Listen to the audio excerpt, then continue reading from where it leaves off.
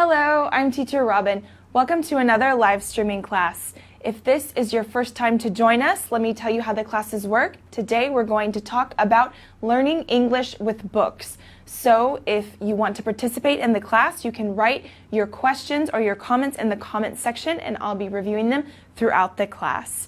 So we've chosen today's topic because many students ask, what are some book recommendations? What can I read if I have a lower level? So I'm going to give you lots of tips and recommendations for adult books, young adult books, as well as children's books to get you started reading in English. Okay, so let's discover first some reading tips. Okay, the best thing that you can do is to read a book that interests you. If you take a book or choose a book that doesn't interest you at all, then you're not going to enjoy it and you're probably going to stop reading it because you find it boring. So whatever is interesting for you, whether it's science, whether it's a hobby that you have, find a book about that or history or something like that and choose something that you know is going to be interesting for you. Okay, also choose a book that's appropriate for your level. So we're going to talk about that as we go throughout the class.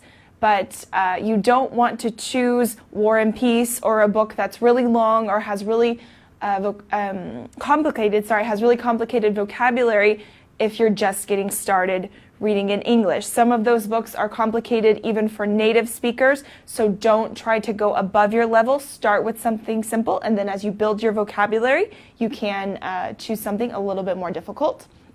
Okay, the best way to get in the habit is to read a little bit every day. So I personally do this. I read when I'm on my way to work. So on the metro or on the bus, I take out my Kindle or my paperback book, and I read on the way to work and on my way home. So this is a great way, just in that half hour on your commute. You can try to read just a little bit, a few pages, one chapter, whatever you can, and then you get in the habit of reading every day and you pick up new vocabulary words as you go.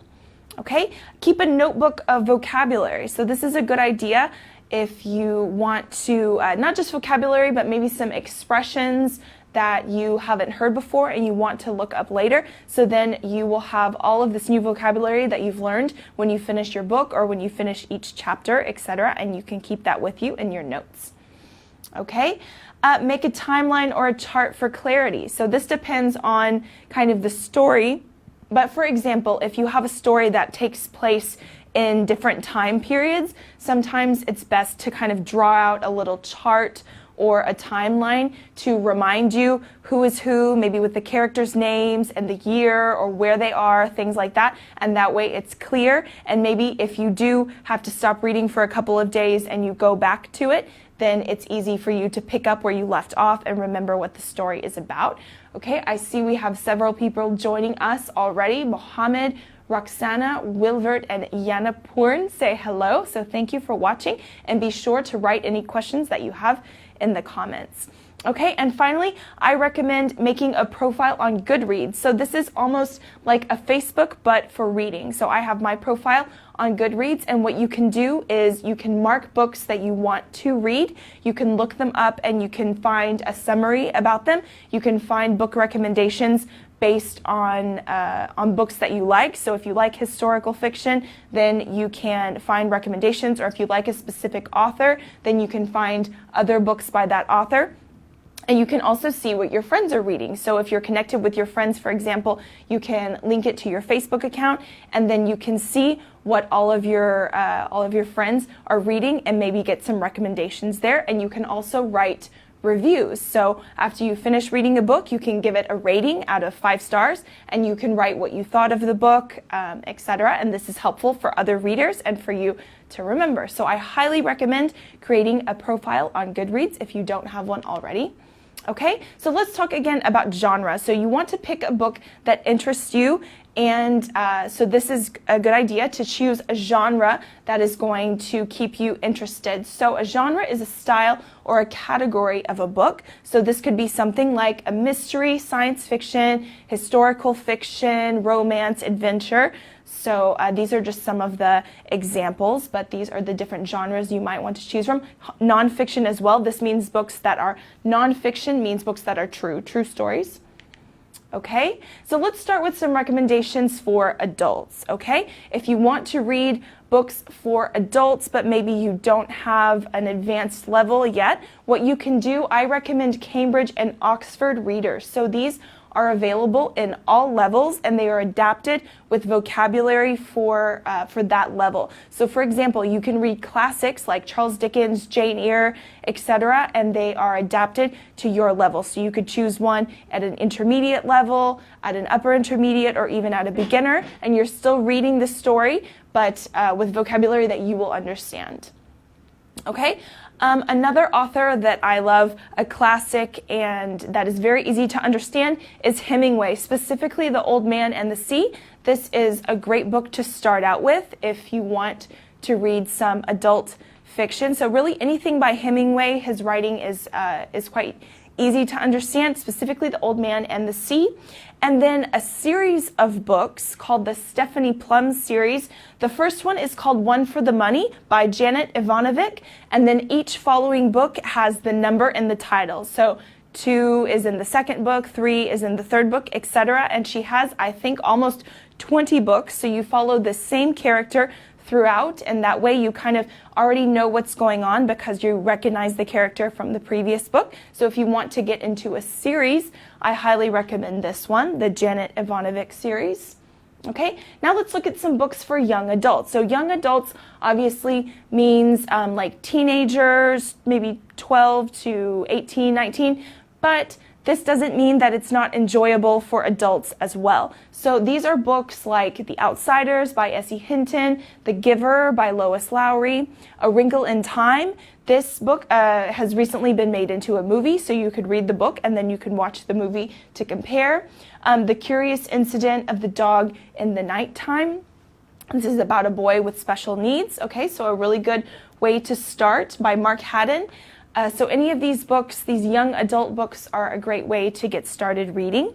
And I even recommend some children's books. So it might seem silly to read a children's book as an adult, but the vocabulary is going to be easy for you if you're just getting started, and the stories are actually fun to follow along. Things like Where the Wild Things Are by Morris Sendak. Any kind of comic book can be a good way to get started. So I recommend things like Calvin and Hobbes, Garfield. Those are some of the easy ones. And then you have the superhero kind of series like Spider-Man or The Sandman by Neil Gaiman. These are really good ways to practice your English. Comics and Dr. Seuss. So Dr. Seuss is a very famous children's author, and his books are famous for their rhyming. So you can practice your vocabulary, you can practice your pronunciation. So with rhyming are two words that sound alike, and you can practice your syntax. So one of my recommendations of Dr. Seuss books, I recommend all of them, but my favorite one is called Oh, the Places You'll Go.